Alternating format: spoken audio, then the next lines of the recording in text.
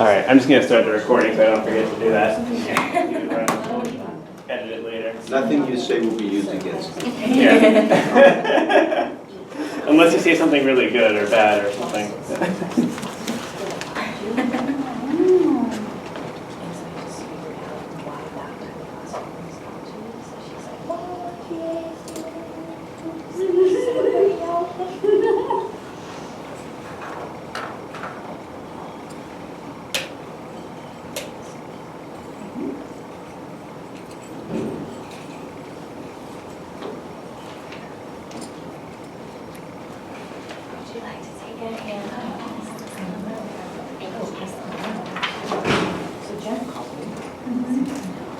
Thank you.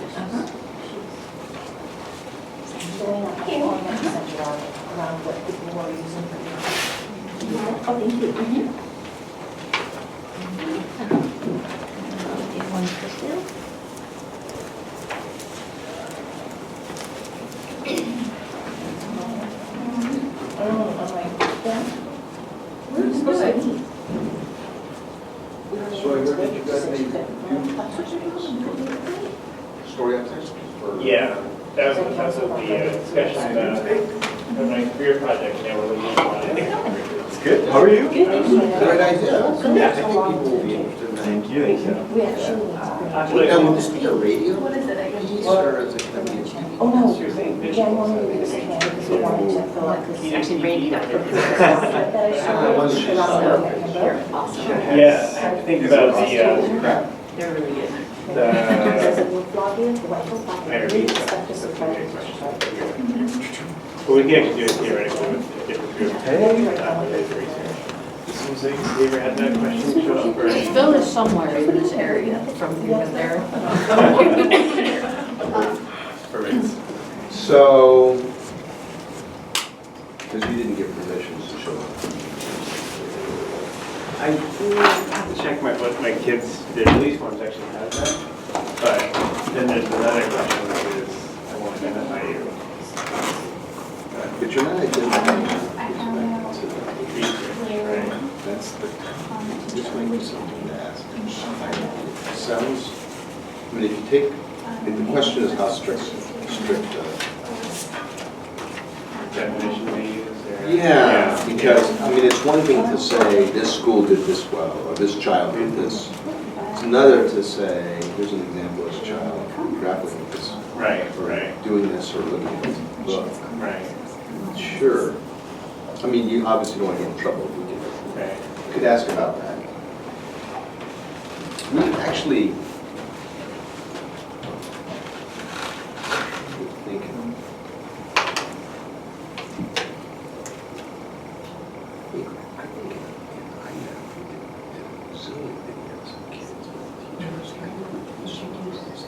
trying to ask how do we argue for that.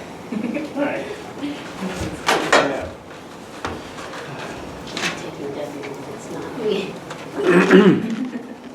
Has anyone said anything incriminating yet? That's a good Ray, one. you are out of the screen at that point, just so you know. Okay, I will stand. You're perfect right there. Sounds good. You want me to do my intro first? Sure. And then I'll do it slowly, Okay. because people might still show up. Good afternoon, welcome to CRMSE's colloquia series, and in a moment, Dr. Soto is going to introduce our speaker. I just wanted to welcome you. I'm Randy Phillip, I'm the director of CRMSE. We happen to have the associate director of CRMSE, Bill Zahner, behind. In fact, this is a small group. We could just introduce ourselves. I'm Randy Phillip. I started off as a high school, middle school, secondary school math teacher, served in the Peace Corps, and I'm here at San Diego State for a long time.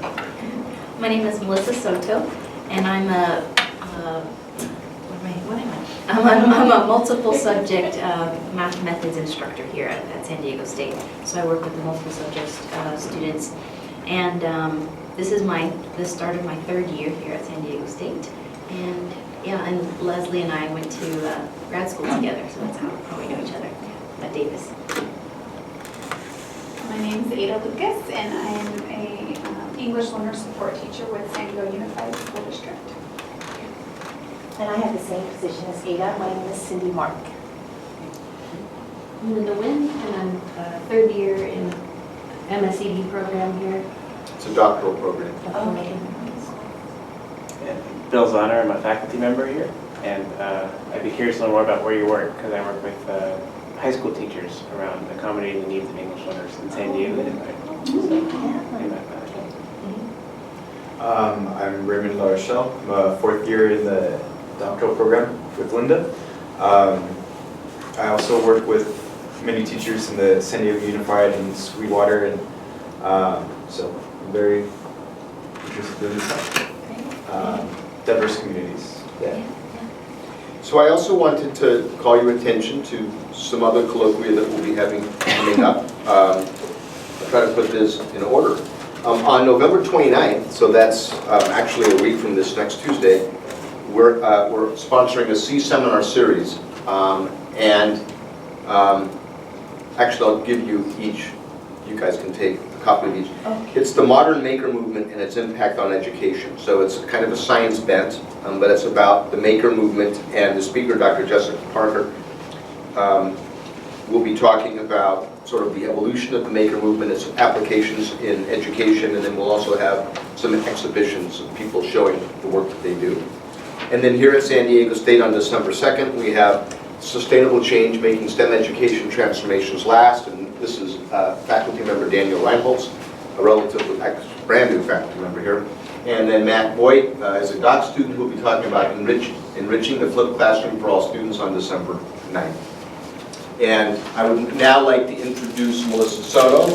We're delighted that she's here at San Diego State with us, relatively new faculty member, doing great work, well known for the stuff she does with preparing teachers to teach by focusing on children's thinking. Some people call that cognitively guided instruction. She's an expert on that, among other things. And she's going to introduce our speaker. Thank you, Randy. So again, thank you all so much for being here today. Lovely to have you all, and I'm just so grateful and thankful to have Leslie here with us. And so, so Leslie is a doctoral candidate at UC. Davis. Yes, UC Davis. I'm sorry, UC Davis, and she's an associate instructor in the School of Education. She's had 5 years experience as a bilingual classroom teacher in the United States and in Spain. She spent 2 years working with bilingual preschoolers and their parents in a math intervention program. And she also has experience teaching English as a second language and the GED math in Spanish to bilingual adults.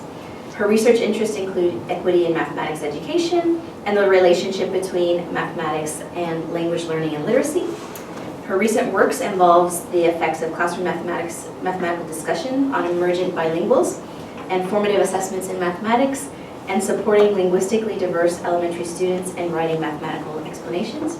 She's currently involved in professional development programs with STEM teachers in California and also in Beijing. So she's kind of international, from Spain to Beijing, China.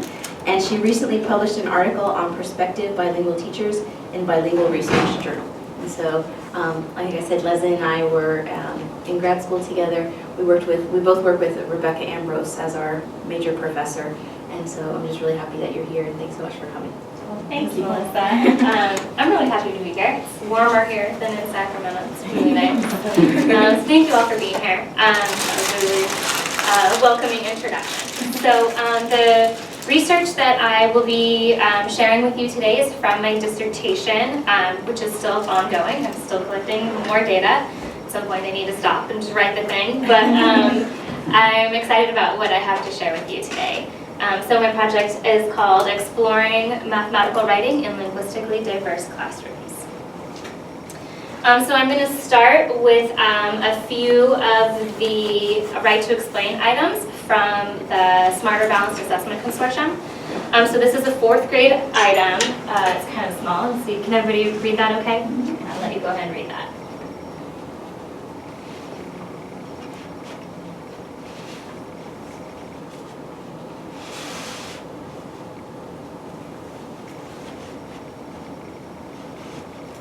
Okay, so this is one of these right to explain items.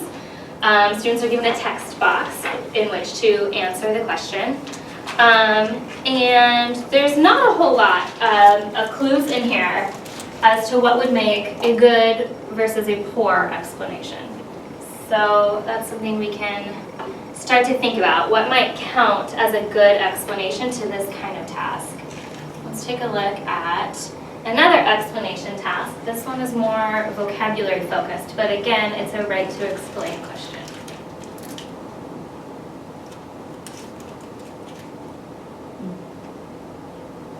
So we're seeing that this word explain is used in a lot of different ways. And then here's one more. This is actually a performance task that has a whole bunch of different questions in it. So this is one of them.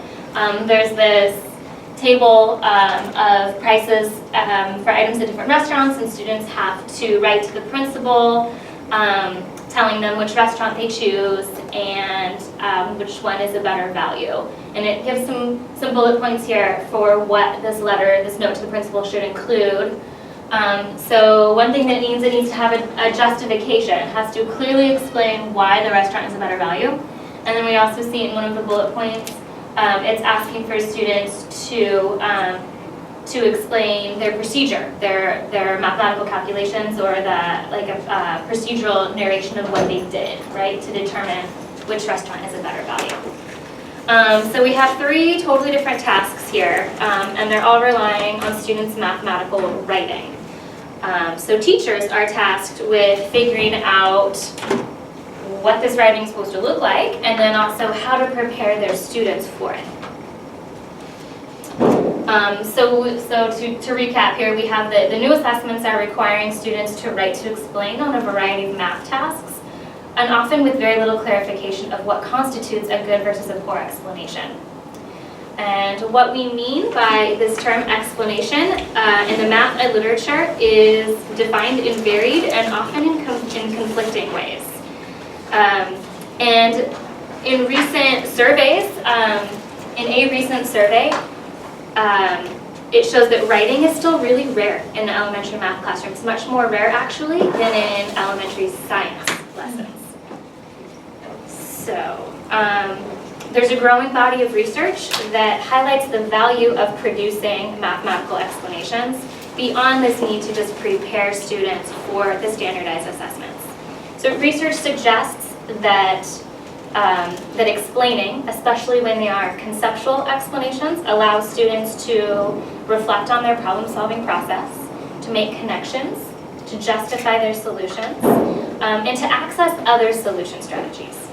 And then it also plays a role in formative assessment. So teachers are better able to see where their students are mathematically and where they might need support. So we see that explanations can be really important even beyond this need to prepare students for the tests.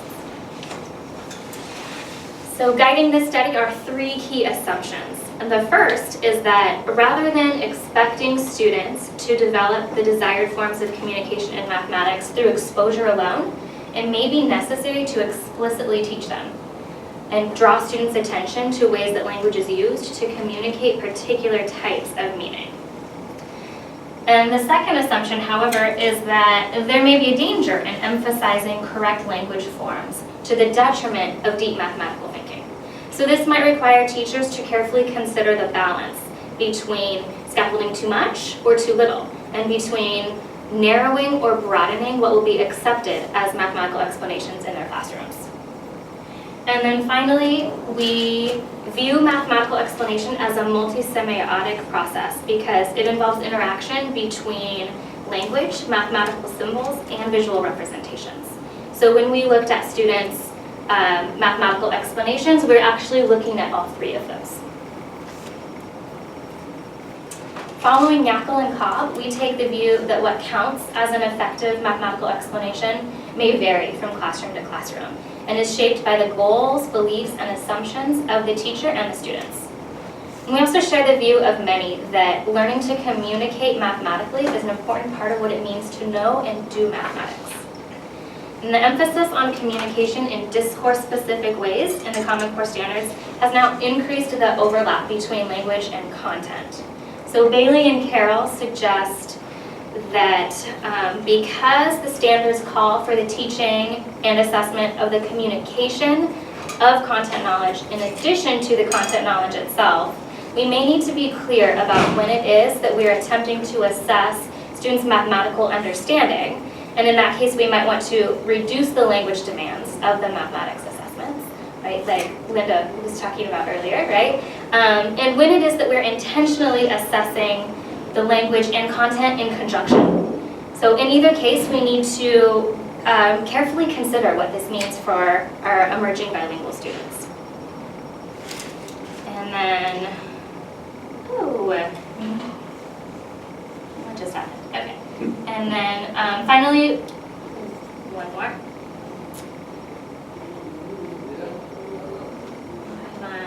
Sorry. Freaking out here. Okay.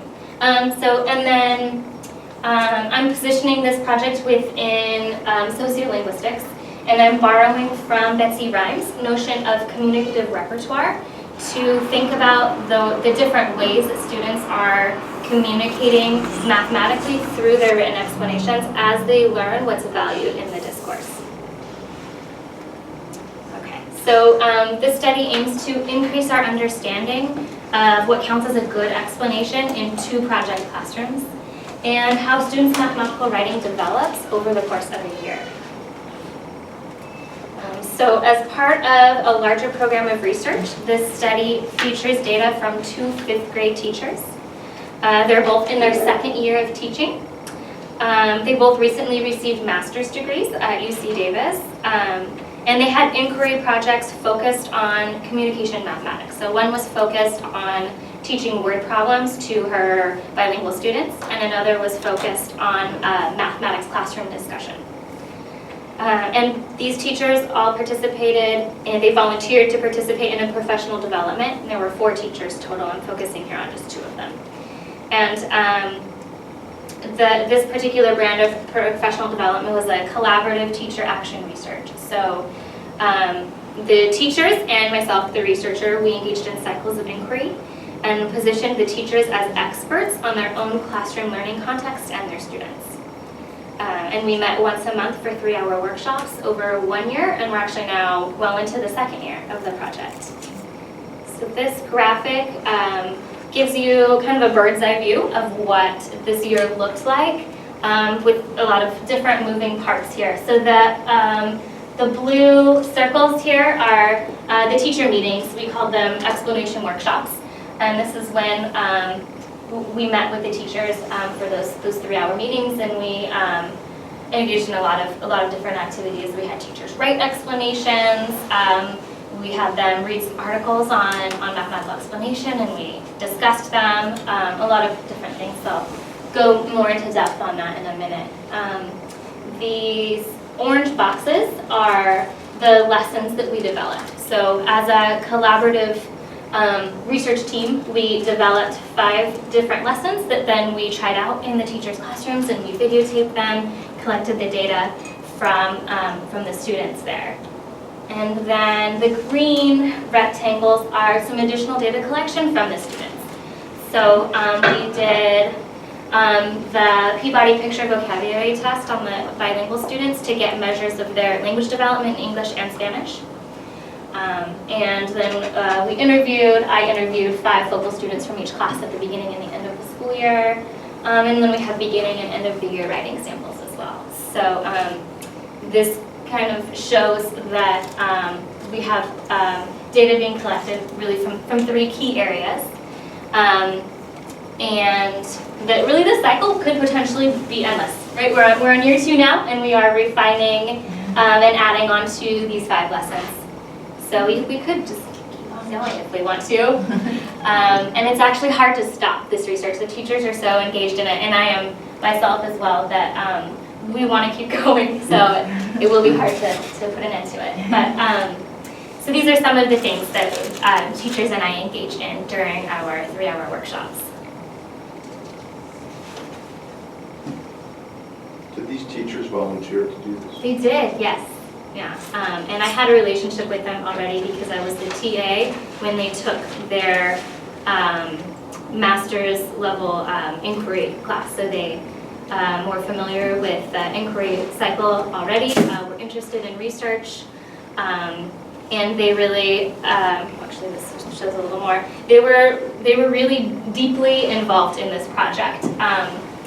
So since they finished their master's degrees the year prior, the teachers reported that they really missed having this collaboration, and that the discussions that we were having, they felt it really sparked their curiosity and supported them in developing as professionals. And this was something that they felt like they were missing since finishing their master's degree. So they jumped right into this project and were really ready to take on the extra work of being in a project like this. So here's some of the quotes, some of the things that teachers said throughout the year as they reflected on our work together. And they co-authored an article with me that we submitted to mathematics teaching in the middle school. So they are in this with me. They really are collaborators on this project with me. So the findings I'm going to share from you really come from these data sources. I'll let you take a look at that.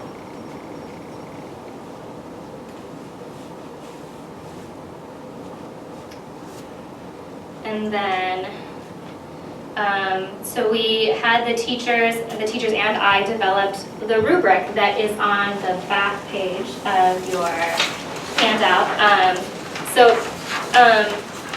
The teachers scored their own students' writing, and to score the writing, we first engaged in a substantial side-by-side scoring practice.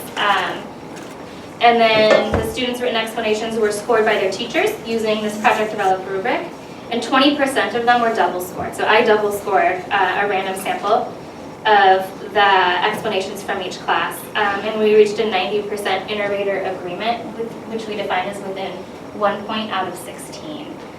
So it's worth noting that that was really hard to achieve.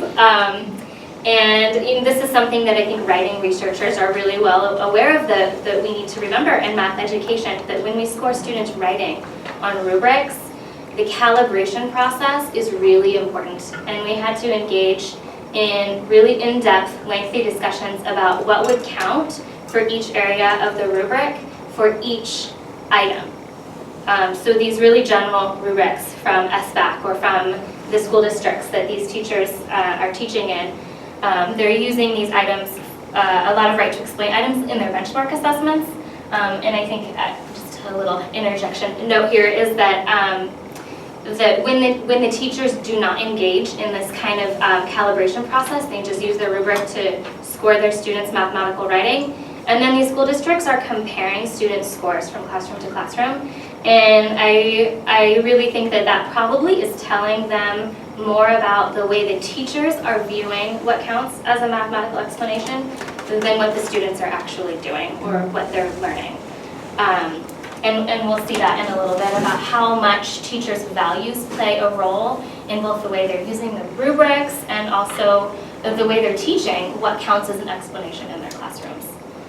So just, that was kind of a side note, but I think it's something that's worth talking about. Can I ask a Yeah, quick please, question? go ahead. On those benchmark assessments, are they district developed? Are they from the SBAC consortium, or where do they come from? Yeah, so one of these two teachers I'm focusing on here are in different school districts, and one of them uses their whole benchmark test is right to explain items that students are doing on the computer in these text boxes, and they're similar to that performance task that I showed you. So they adapted items from the SBAC performance task for their benchmark assessments. All of them are right to explain items with a really simple rubric that teachers are using. And those are like district created items that they adapted? Okay. Yes, yeah, created by their district. And the teachers are scoring. The teachers are scoring their students, and then the district is comparing classroom to classroom to try to see, you know, how we do that in school districts. Yeah. Was it challenging within this to try to, as kids try to include different representations within their writing and trying to figure out a way to score that in the sense, because I know like in this particular example, it's pretty much symbolic to written form. So like I just was wondering if, I mean, it's a complex challenge, right? Yes. So I was just curious if you guys had ways that you dealt with that. Yeah, how we wrestled with that. That's something that we wrestled with a lot. And actually teachers' values of how much weight we want to give to these visual representations really shifted throughout the year. One of the teachers in particular started with, I really only care about the writing since that's what's going to be assessed in these text boxes. But then that started to shift, especially when she saw that that the representation students were drawing really contributed to the mathematical communication, that we were able to see a lot of their reasoning in the visuals that they drew, and that we should count that as part of their explanation. So that's why in our rubric we have, one of the whole columns there, one of our features we were looking at is students' visual representations. But then that doesn't work for every problem. Not every problem needs a visual or relies on a visual. So we had to talk in depth about what would count for each item. And it was a challenge, yeah. So beyond, sorry, did you I have was just going to say, especially if the students are doing it on a computer, Right. how do you how do they put representation? They don't. Yeah, Yeah. so how does that even, wow, that's intense. Something to think about. Yeah, definitely. Yeah. And so beyond the rubric scores, we engaged in qualitative coding of students' writing as well. And then we did some triangulating with teachers' reflections and member checks, so that the article that we co-wrote everything was checked with the teachers as we co-authored this together. So now I'll introduce a little bit about the two classrooms I'm focusing on today. So Ms. Velasquez's class was a 2A immersion class. So she alternates between Spanish and English for each curricular unit in mathematics. And her class is primarily high SES students, which is not representative of the rest of the school. So she has her 2A immersion program within the school. 50% of her students are native Spanish speakers and 50% are native English speakers. 7 of them are currently classified by the district as ELLs. And she described her class as high in mathematics and ready for the challenge of learning how to share their mathematical thinking and writing. And the other class is Miss Holt's class. And she's in an English only school, which I hate that, English only, English as the language of instruction. So 98% of her students come from low income backgrounds, and 50% are English language learners with a variety of native languages, including Spanish, Korean, Hmong, Russian, and Vietnamese. And she described her class as low mathematically. And although many students were still struggling with their basic math facts, from the beginning of the year she emphasized learning how to show evidence of why an answer is correct is really important. And she also expressed concern that many of her students may have better developed speaking skills than writing skills. So she entered this project with us worried about how students were going to be able to communicate their content knowledge through their writing. Okay. So now I'm going to highlight just a few of our findings. And right now the mathematics teaching in the middle school article is all that we've published on this project so far. So I would welcome any feedback on parts of this that you find particularly interesting that I can expand into a paper. So from writing their own explanations and analyzing their students' explanations, teachers identified the list of features that is on the front page of your handout, those bullet points. And they ranked these features and discussed their beliefs about the importance of each feature at 4 different time points throughout the year. So I'll start with a few things that teachers agreed on, and then I'm going to talk about a few things they disagreed on. So from the beginning of the year, the most important feature for these 2 teachers was that the written explanations show reasoning and provide convincing evidence. So that's language from the teachers themselves. And this convincing evidence piece, the teachers borrowed that language from the ELA Common Core Standards. So we see some cross-content things happening here, because as multiple subject teachers, they teach all the subjects. And let's see, so these 2 things really reflect the teacher's belief that full explanations include more than a procedural narration of the steps taken. Why does it do this to me?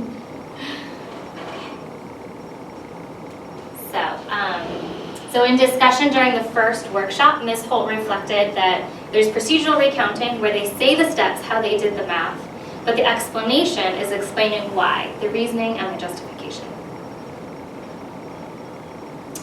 So teachers differed in their values of several features of written explanations. I'm going to highlight just 2 of those differences here. So while Ms. Velasquez placed a high value on the feature direct answer to the question, Ms. Holt ranked this as one of the least important features. And she reasoned that she could usually infer her students' final answers from the work or the drawings that they show.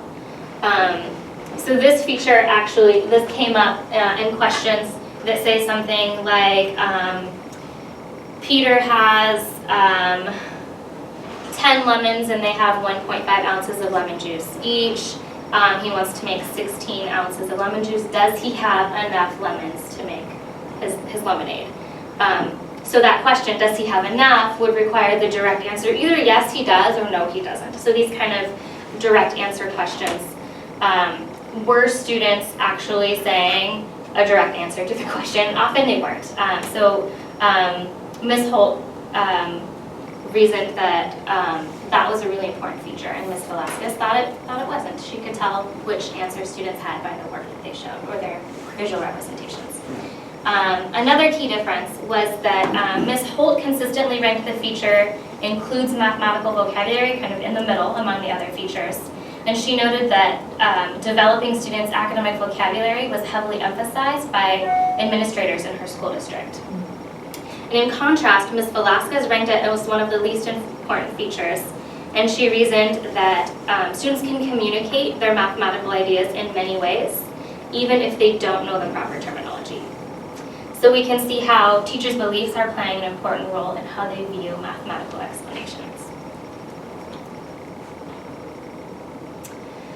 So we wanted to explore the role of audience and purpose in students' writing.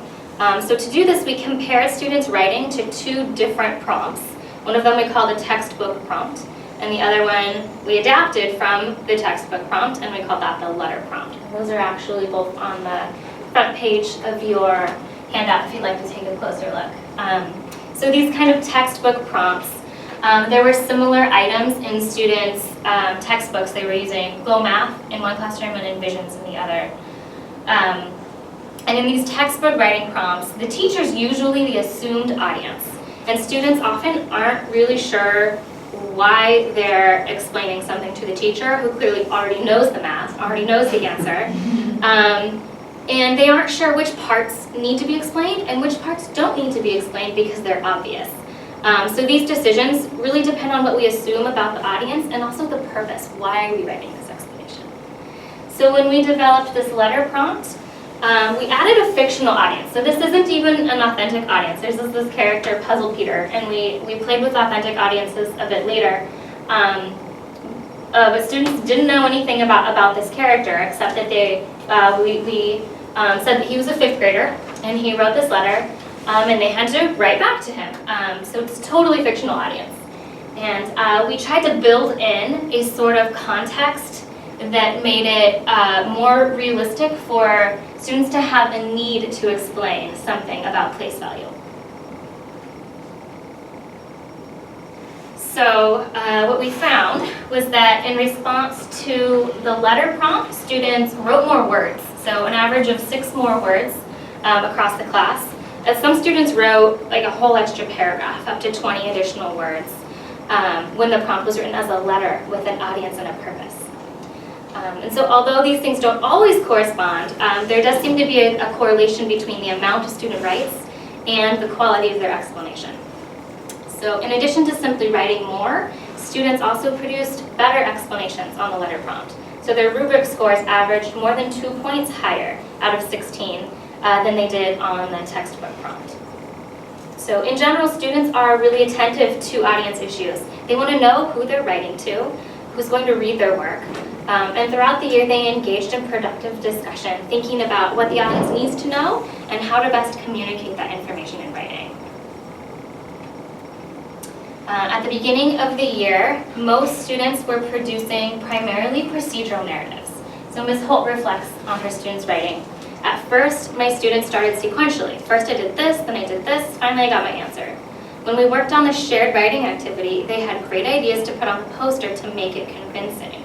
Now I know that they can provide those components of an explanation. So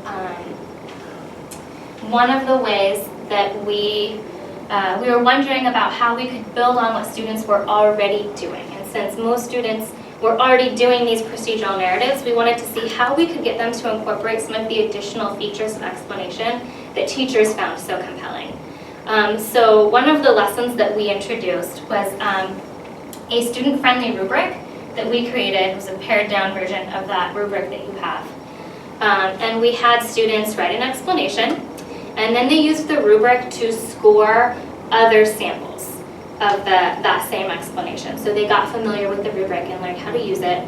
And then they went back to their own explanation and did a self-reflection on their own writing, and they revised it to try to increase their self-assessed score with this rubric. So when students revised, when they rewrote their first explanation, 25% of students added an explanation of why they solved the way that they did. And other common revisions included adding more visuals, simply writing more, and solving the problem more than one way. So Ms. Velasquez noted a key shift in her students' writing after their self-assessment with this rubric. And she says, "I saw that students began to understand the difference between an answer and an explanation." So this is her way of talking about what was going on with these lessons. Okay. We wanted to learn more about students thinking about what makes a good written explanation. So we designed a collaborative writing lesson in which students made posters explaining to the principal whether he should buy iPads from Best Buy or from the Apple Store. So students started writing their explanations in groups on a big poster, and then after 5 minutes we took the paper from them and we passed it to the next group. And the next group had to continue their explanation. So whatever students wrote at the beginning had to be clear enough for the next group to understand what they were doing to be able to build onto their explanation. We audio taped students talking in their groups about what to put on this poster, how to write this explanation. And from this we were able to see some of the decisions that they were making and what kinds of things they were attending to as they figured out what to put on these posters. So 4 themes came out from doing this in the project classrooms. So across the project classrooms, students negotiated how they should organize the information in their explanations.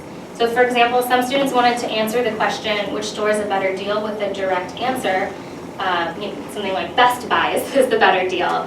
But they weren't sure whether this should go at the beginning of their explanation as an introduction or whether to put it at the end as a conclusion.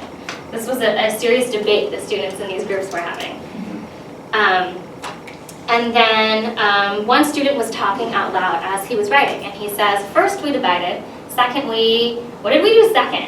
We need a second thing." One of his colleagues questions this, and she said, "Why do we need a second one? That's all we did." So there was this debate as students are trying to figure out how to take their process and turn it into a linear process to be able to write out the steps. And often, real problem solving isn't a linear process. Often it's iterative and students make mistakes and they go back and try it again. So when students write an explanation, when they think it has to be procedural, like these first, second steps, that can be really challenging for them to break it down in that way. And we saw that coming out in a lot of their discussions. So this group finally, after quite a bit of debate, decided that their second thing was comparing the 2 different stores. So they did figure out a second thing. Students were attentive to audience.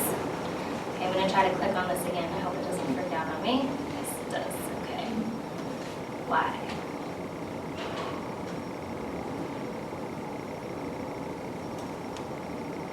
I'm going to exit out for just a second and see if I can get this to work better.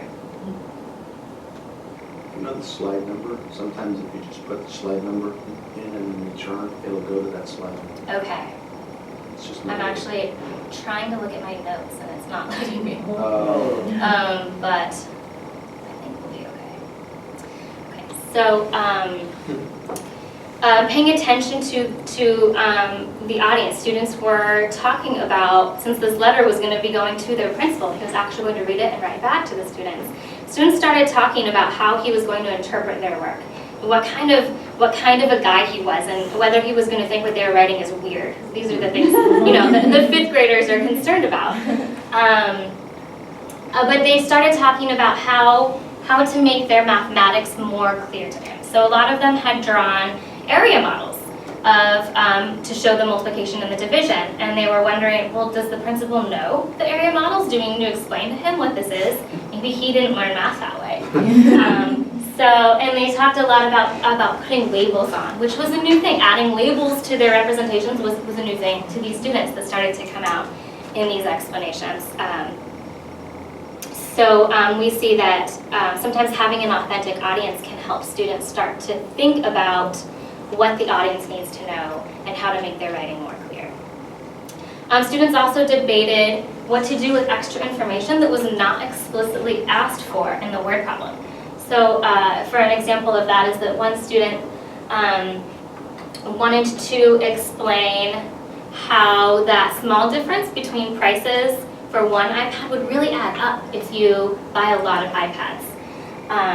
So that's one piece of extra information that group decided was important. Yeah, let's add that. But there were a lot of pieces of extra information. One student wanted to add information about taxes and how that would figure in. And her group vetoed that idea and said, that's not asked for in this problem. We're not going to add that. That's not important here. So it was really fun to listen to what's important to them and what information should be added and what should not. And in some cases, this authentic purpose for the word problem made them think about what information would be important in real life, even if it wasn't asked for by the word problem. And then the last thing that came out through students' negotiations in their groups was figuring out what counts as proof. And this problem had asked them to convince the principal that their answer was correct because he didn't want to waste money on iPads. And so the primary way that students wanted to convince the principal was by checking their work, which to them meant it was a division problem, so I'm going to do multiplication, and that's checking my work. And in many groups, this was done kind of just as show. They didn't actually solve the problem to check their work. It was just adding numbers in and putting the answer at the bottom to see, look, I checked my work. And they hadn't actually checked their work. It was just for show, which is interesting to us. And then one student writes on his group's poster, I know I'm right because I checked my work, with no discussion of what that means or how he checked, or if his checking was even correct. And his group members had no problem with this. They didn't ask any questions about how he checked the work, they just accepted this. So we see that students could use some more guidance on what it means to check your work, what counts as proof, and what are some different ways that we can convince an audience that go just beyond using an inverse operation. Okay, so another thing that we saw in students writing, at the beginning of the school year, several students were using fixed lexical phrases that were the same across several of their explanations, despite changes in the mathematical task. So for example, one English learner repeatedly used the phrase, I use my drawing on the model. And it was clear from her work that she wasn't using a drawing or a model. This was just the phrase that she wrote on every single explanation. It was kind of her, like, if I write this, the teacher will leave me alone, kind of. This was her explanation. And then similarly, students in the two-way immersion class, students who were Spanish learners would use these set phrases in Spanish, but they didn't use them in English, which was their dominant language. So we see how this could be a resource for students who are learning the language, might be relying on these set phrases. And it's worth noting that really these chunks of language are a resource for students when they're learning language, because these chunks of language can be retrieved whole from memory. It doesn't have to be conjugated. You don't have to think about your vocabulary. It's just a set phrase, which when you're a language learner, that can be really important, and that helps you participate in a whole bunch of different language functions that you might not have been able to participate in without these set phrases. so they can actually add to students' fluency. And at the same time, however, we also note the need to help students move beyond these phrases and to learn more precise ways of articulating their thinking and to present more faithful accounts of their problem-solving process. So to help students see many different ways that mathematics can be explained, we introduced a lesson in which we gave students mentor texts, which is a strategy we borrowed from ELA and ELD instruction.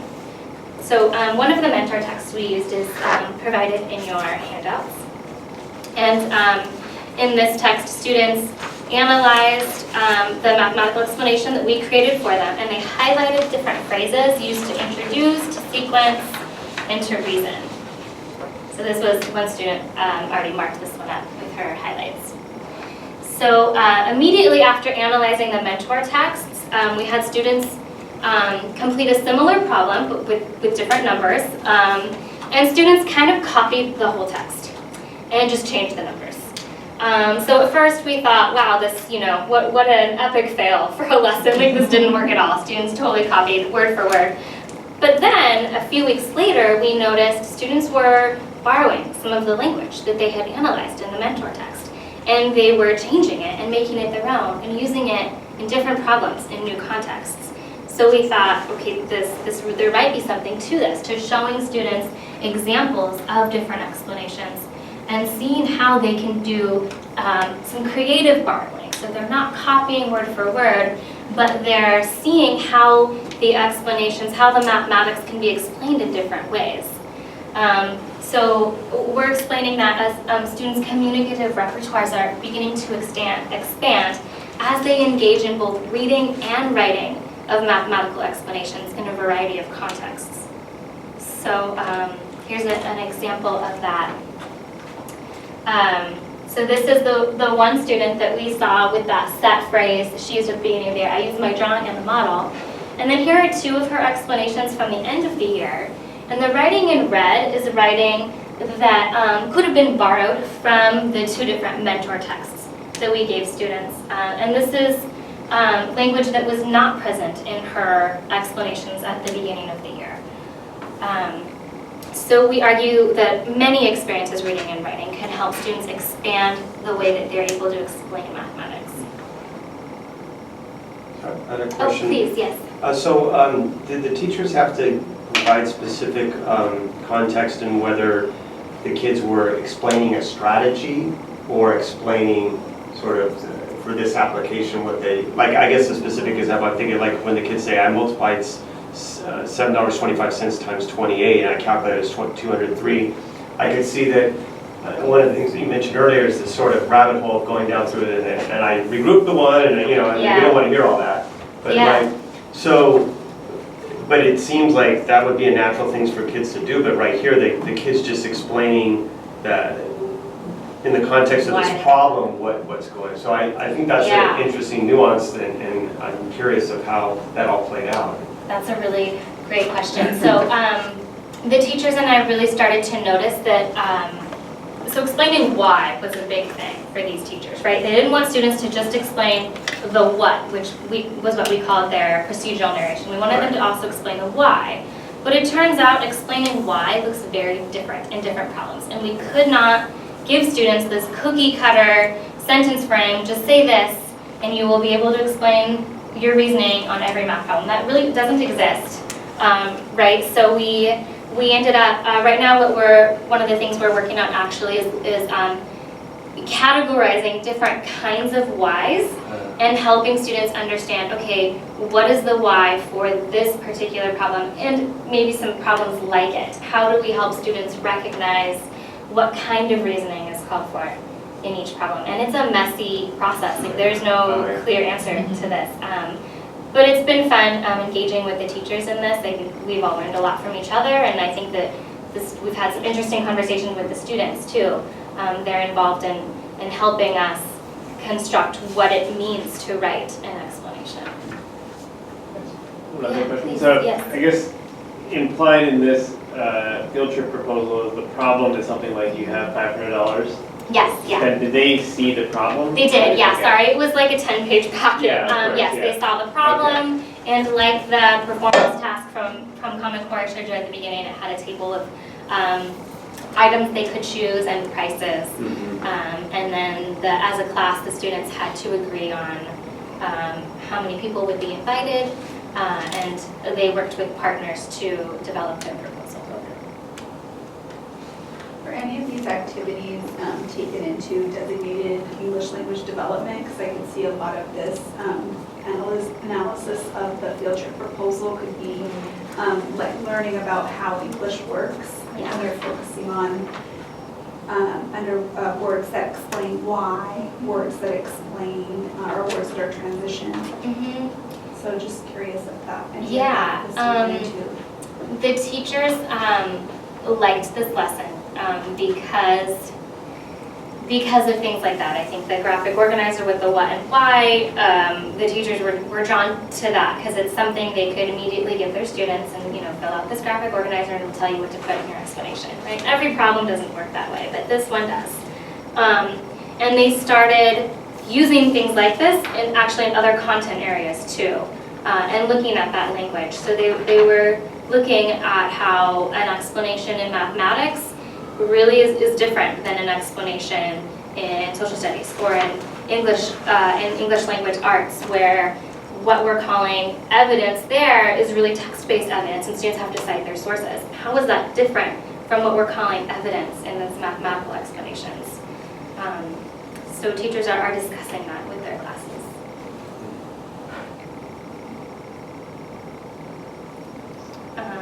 So just to share with you a little bit of other parts of this project that we're currently working on. We are interested in this text box idea.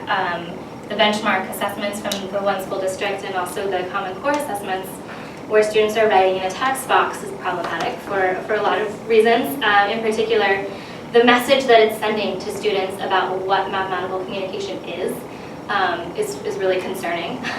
So, and what this means for our English learners is something that we're really worried about. So one thing that we're doing now that we've just collected the data for is looking at the difference between students' written explanations with paper and pencil and the explanations that they write to similar problems in a text box.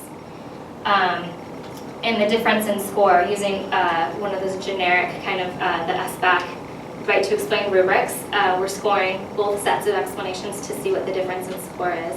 I talked to some of the folks who were developing the SBAC assessments last summer, and they had found in their piloting that students do a lot better on that paper and pencil. Like what was on their scratch paper scored a lot higher than what ended up in this text box, which makes sense to us, but we need some published work that shows this, I think, as well. And then also looking at, so that difference in score between the students' paper and pencil and the text box, is that difference greater for the students who are also learning English? And if it is, that really, I think, says a lot about the equity of these text box explanations. So something we're working on. I don't have results for you yet. Yes, please. That's a little more on. Yeah. So I'm trying to understand, I mean, I'm thinking to myself, like, what's the rationale for that text box versus Yeah, that's what I asked. like scanning written work, for example? I guess there's I logistics think ease of that- scoring. Yeah, and because the And are they using automatic scores? Like, are they using? not yet, but it's headed that direction. And so, yeah, that's a whole other scary thing. But yeah, but they did say they're working on, I don't know what that means, like when this might be available. They're working on a way for students to actually be able to use some tools on the computer to like add a visual and stuff like that with their explanation, but we're not there yet. So this is how the writing is being assessed. Is that shared? How widely shared is that information? It's not, actually. This was just a personal communication with the developers. So it needs to be public, right? This needs to be researched and addressed. That's really important. Yes. Yeah. Yes. Well, I just even think about just like students' developmental levels, right? You have, your direct modelers or your counting strategies, and sometimes it's not as easily you can't transfer that, Yeah. you know, from counting on your fingers, how do you then transfer that onto typing it out, like, this is what I did? Exactly. Or something, or just even the younger children being able to type and to do all that stuff. I just think it's, I mean, you say that, I'm like, of course it would be less, like, they would score less on the text boxes, Yeah. but it's like, I don't know, it's just, yeah, you're right, there's not really much out there about that, so. Yeah, so that's one direction we're heading. And then another thing that we're working on is we had another two-way immersion teacher join our project. So now we're, what our project was missing last year was the ability to look at students' written explanations across languages. Our rubric, we did give students math prompts in English and in Spanish, but we were giving them very different kinds of prompts. So we really couldn't compare them. We couldn't look at students writing across languages and say, oh, this is how students are doing with their communication in both languages. So we developed using the Literacy Squared by Literacy rubric, which is mostly for students in narrative writing, where you put their English writing and their Spanish writing side by side and score them both on the same rubric, and then you get a more holistic look at students' written communication. And this really is geared toward formative assessment for the teacher. So how they're interpreting students' mathematical writing across languages, looking at some of the translanguaging they're doing, and then how that is guiding their instruction. So whether they're focusing on aspects of the mathematics and aspects of the writing and the language, and how they're balancing those together. So with that, I will wrap up with this idea following Brisk and Zisselberger's work on second language writing. So we believe that being explicit about our expectations, the features of writing that we value most, and the language that can be used to achieve them is like letting students in on the secret. Okay, that's all. Thank you. Other questions or comments? You mentioned it a little bit, but I've been very curious about this whole notion of when language is introduced in terms of formal language around mathematical concepts and how directed that should be. You mentioned a little bit when kids are constructing knowledge and they don't have it yet, and we don't want to label it yet until we know we're both talking about the same thing. Yeah. I've talked to other colleagues that support English language learners, and there's sometimes a concern that kids are going to be left behind if they're not gaining that academic language by a certain time. So I know there's a bit of a tension there between those two beliefs, and I was curious if any of this research caused you to think about that one way or the other. Yeah, I mean, the research shows both. It shows that that students need to learn the academic language, that's giving them access to the codes of power, right? Lisa Delpit's work. Right. And also that we need to value the language that students are already using, right? And how they're showing their mathematics through a whole variety of linguistic repertoires. And so it's both, and how teachers are balancing that, how we can help them figure out how to balance that. Right. I mean, that's the question, right? Yeah, it is. Yeah, I agree.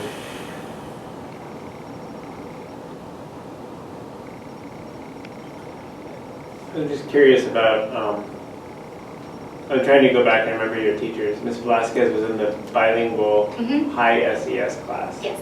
Ms. Holt was in the class that was taught in English With a lot of English learners. English learners. And they seem to have different orientations towards language. They did, yeah. They were both bilingual teachers, I think, which is worth noting. Both of them identify as bilinguals. Yeah, so I guess maybe this is conjecture, but how does this setting influence their orientation to language? I guess that's the question I wonder about, right? Yeah, yeah. So, and how much does district influences play a role in this too? Ms. Holt was in the school district, the English only class that's in, that does all the district benchmarks as text boxes, which is not great in a district full of English learners, and really is emphasizing the academic language, the academic vocabulary. They want to see, the word denominator instead of the word pieces, right? That's really important to them. And so I think that is impacting the teacher's beliefs of what counts. And how they're viewing, the resources that students are drawing on. I think it does, right? And the research shows us that teachers' language ideologies can shift depending on the settings that they're in. So Ms. Velasquez values bilingual education, obviously, right? And she is looking at their students' resources in both languages and accepting code switches and translanguaging as valid parts of students' mathematical explanations. And Ms. Holt, although she is a native Spanish speaker herself, isn't allowed to use Spanish in her teaching, even though many of her students are Spanish speakers. So she groups them so that they can use Spanish, and they do a little bit. They don't write in Spanish, even though she allows them to. By 5th grade, they've learned to write in English, and that's all they do. A lot of them switch to English when they're talking about math, even when Spanish is their stronger language. So this is all impacting, you know, how they write mathematically. Yeah. Yeah, sorry, go ahead. At the beginning of the presentation, you mentioned it was part of perhaps the theoretical framework about this tension between how it's being too explicit Yeah. and not being explicit. Being explicit to support people, but not Taking out all the mathematical thinking, right? Right. Like, we intentionally didn't use sentence frames in this project because often the sentence frames that we give students in math take out a lot of they're either not helpful because there's not enough there, like Johnny is right because fill in the blank. There's not enough support there to help students with their reasoning, with the language of their reasoning. But then if you add more, how much does that take away from the mathematical thinking that students have to do? So we intentionally stayed away from sentence frames and thought very carefully about how we were going to balance these issues, and then we don't think there is a right answer. Your conclusion, again, comes back to being explicit Yes. as a way of supporting.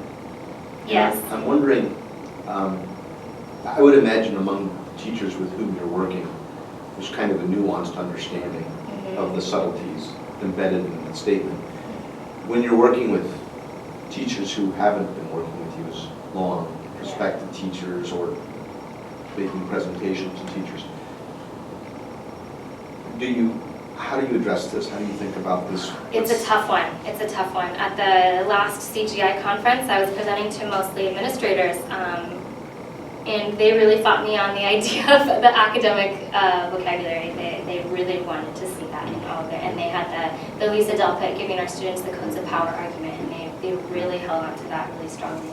And other teachers that I work with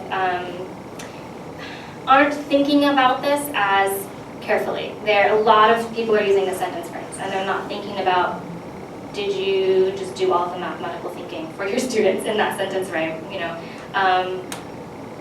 So it's just something that I think we need to keep talking about with our pre-service and in-service teachers. And I don't have any answers, but it's a discussion, right, that we're all having.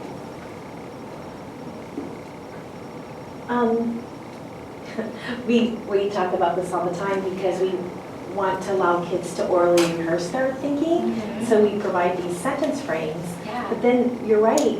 Did we, in fact, give away all the mathematical thinking because up front we provided these frames as opposed to maybe doing it at the back end or prior to writing? Mhm. So I don't know. That could be. It's just something that we're talking about a lot about in our schools with teachers. That use them to no fault of their own, but we just got used to just using them all the time without really carefully thinking about what that means for kids. Yeah, so it's great that, you know, if you start that dialogue with teachers to think about how are we using them and how did you just really did you dictate the way that the problem was supposed to be solved already, right? Then maybe there is a role for that, right? Sometimes you do it that way to help them learn the language of explanation, but maybe giving a bunch of different sentence frames, you know, for different ways of solving the problem or different ways of explaining it. That could work, right? So it's not saying that there is only one way to solve this problem, there is only one way to explain this problem, but let's talk about a lot of different ways to give students a variety of resources and language to draw on. That could be maybe to expand that a little. Yeah. So the tension between demonstrating good explanations and constraining kids' mathematical thinking. I see how you were using demonstrations with the mentor text, and I'm wondering about the first problem where you're giving kids an audience, and I'm wondering how that tension kind of played a role in how you chose that task, or in the creation of that task, or I don't know, does that make sense? I think so. The letter prompt that's on the front of the handout, like how we developed that, and well, all right. So the teachers are on strict pacing guides, right? So we had to follow their curriculum. Beginning of the year, it's a chapter on place value. So we were pulling from their textbook prompts. And these kind of, the textbook prompt items are particularly hard for students. And there used to be a lot of these in the California standardized assessments. A lot of these they're more like number puzzle sort of problems. And students didn't know how to explain it. They didn't know even really what we were asking. So we tried to create just a more realistic purpose for why you would need to explain something about place value in writing. That was our intention. And students really seem to, it gives a lot more clues as to what to include, because it helps you think about what this character, Puzzle Peter, where he's stuck, what his thinking is, and why his thinking is wrong. So it gives you more clues as to what kind of explanation to write. Whereas this textbook prompt, there's really no clue really as to what kind of explanation it's asking for. Students didn't know what to write for it. Does that answer your question? It does, actually. Okay. Yeah, thank you. It's actually really interesting that how does the value of your number change? They didn't really You know could what say that was like asking. you change the value of the hundreds place to the thousands place. Actually answer the question. Right? Yeah, and these were all over across it was two different curricula, and these problems were all over both of them. And so even despite just completing a whole unit with these types of problems, when we had students write out their answers, we really didn't know how to answer them. When I was a child, I would have been confused by that, just because whoever wrote this is thinking of the number as having 5 digits. And I might have thought that they were asking me about how the number 2 changed to a 7. And even though I could probably have answered about the thousands, I wouldn't have known that's what was being asked. Most of them knew Whereas that. the letter prompt is much clearer. Yeah. It gives more. You can get through all that text. Yeah, and so we had the teachers read it with the students and kind of unpack it with them to talk for both problems really, to talk about what that means. But students didn't have that particular misconception very much, I think because they had just done a whole unit on this. So they knew a little bit about what it was asking and what the value of the number means, but they still didn't know how to write this explanation. Something to think about. Maybe we should thank her and the people on stage. So thank you all so much for coming. Thank you. Thank you. Lovely for being here. And we will be around if anybody would Yes, or I'll be here. have any questions. The one person you didn't meet, or two, Ray was here. Yeah. Mark Alcorn is from the county office. Great, it's nice to meet Nice to you. meet you. Thank you. Thanks for coming. Okay, Mark, we work with your friend David Coonan. Oh, yes. He talks about you all the time. And if David's doing that, that's Yeah, a big trouble. I may have to have a copy of what was said. But David's a good guy. I like Yeah, him. it's really cool. Like, Are you folks with Unified Then? Yeah. And district support teachers? Yeah. Oh, very nice. Remind me of your name. I'm Ada. And you can do it on that another thing, Cindy. too, right? yeah, but I feel like this, he works with my friend Cynthia Craig. Oh, yes, I do. And she lives in She's passed away in ELA. He's jumping in this Yes, year yes. too with a different problem. Great. A problem that can be solved multiple ways. 23 years. There's only one way, there's only one way to solve it. And And it was interesting to see, they couldn't, if the group Yes, that yes. had